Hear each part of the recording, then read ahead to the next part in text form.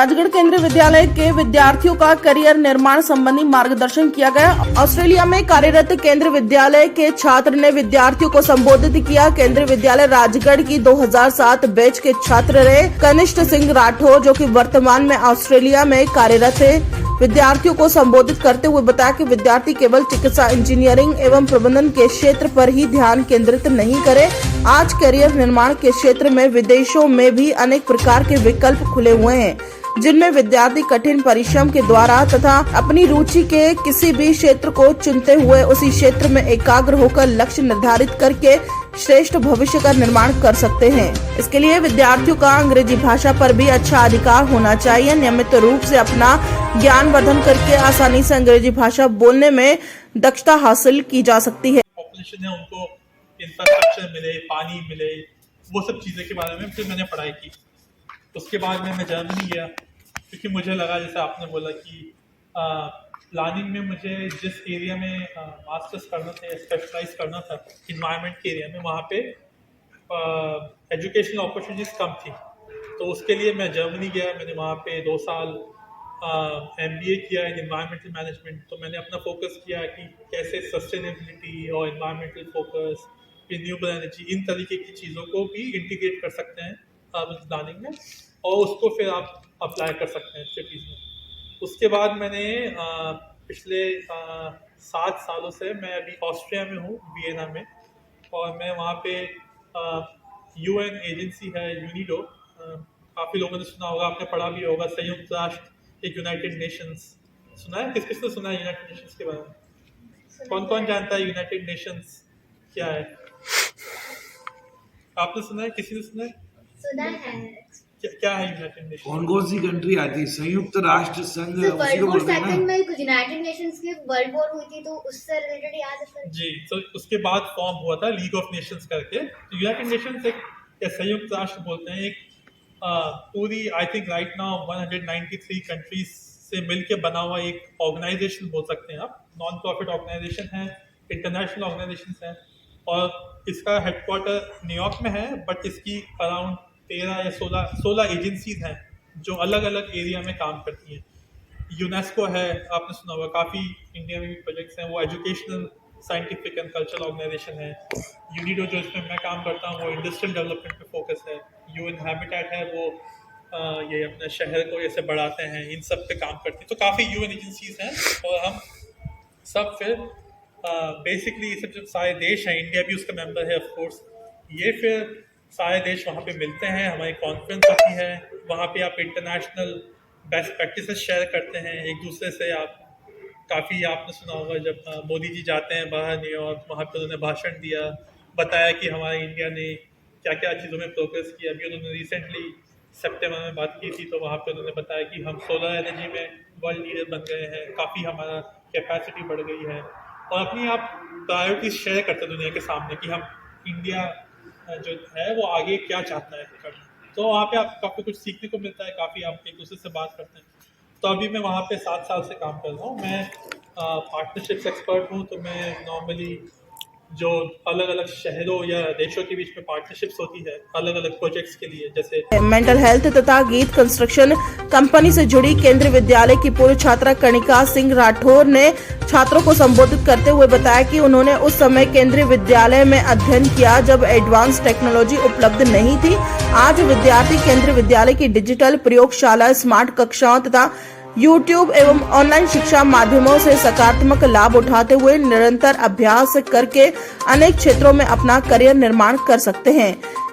And उसी time जब मैंने पूरे डिपार्टमेंट्स देखे, तो मुझे ह्यूमन रिसोर्स बहुत इंटरेस्टिंग लगा। ह्यूमन रिसोर्स जिसमें हम पूरी कंपनी के लोगों के बारे में पढ़ाई करते थे, उनकी अलग अलग बिहेवियर्स देखते थे, तो मुझे लगा उसमें मुझे मास्टर्स करना है। तो मैं दिल्ली गई, दिल्ली में जाके मैंने फिर अपने ह्यूमन रिसोर्स में मास्टर्स करा।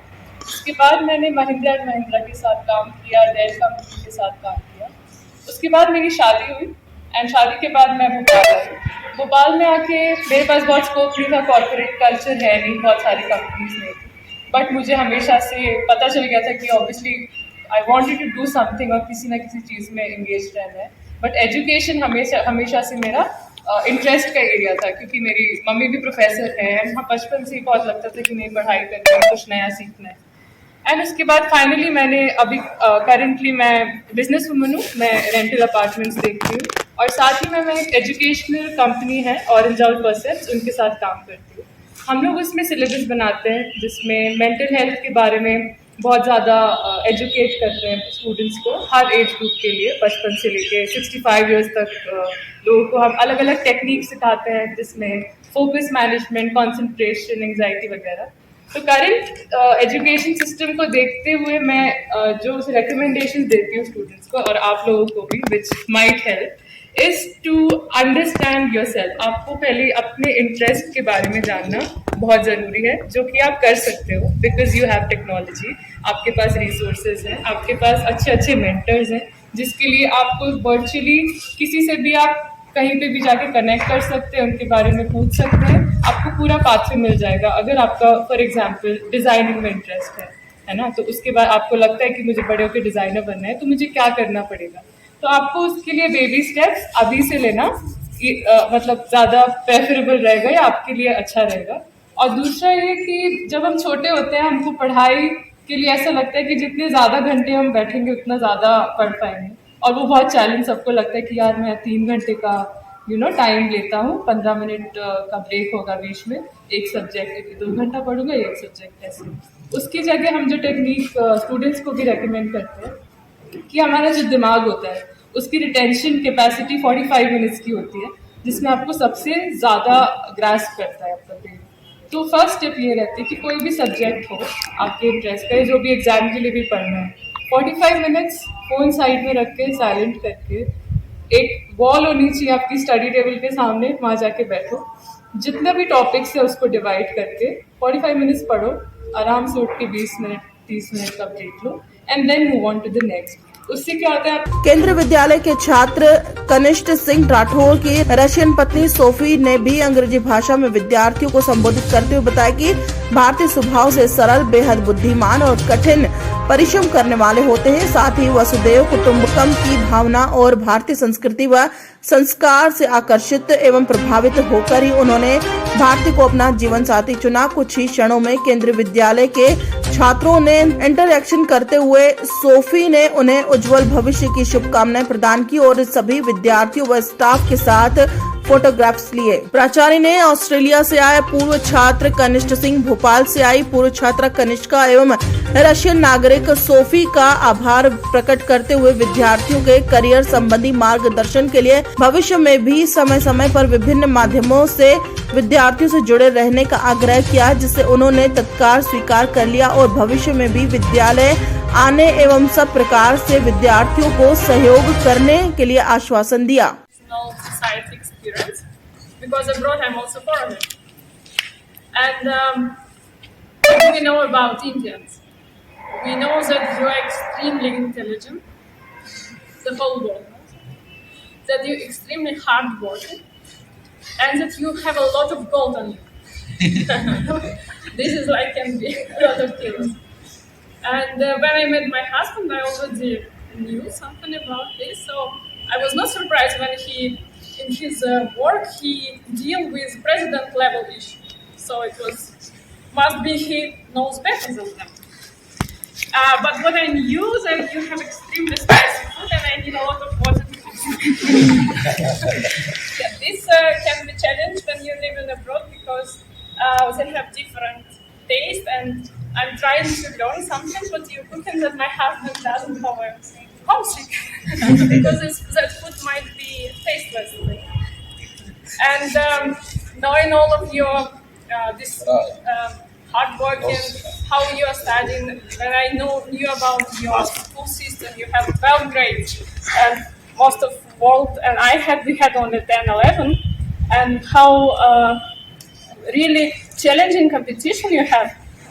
It made you really high demand for international organizations and foreign companies. So you might have a more like priority for companies to hire rather than some European people who prefer to be chill. Even if it's working hours, they will leave office.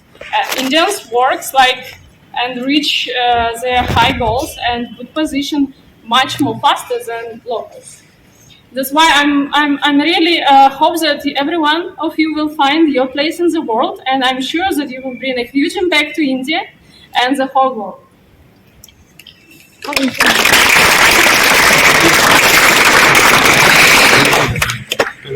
एक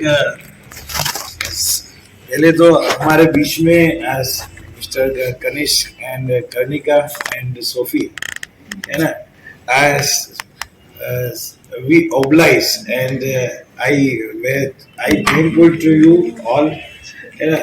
You came among our students and motivate them. This is a very nice meeting. Today our children know that hard work is very essential. There is no substitute of hard work. As Mrs. Sophie said, we are too intelligent.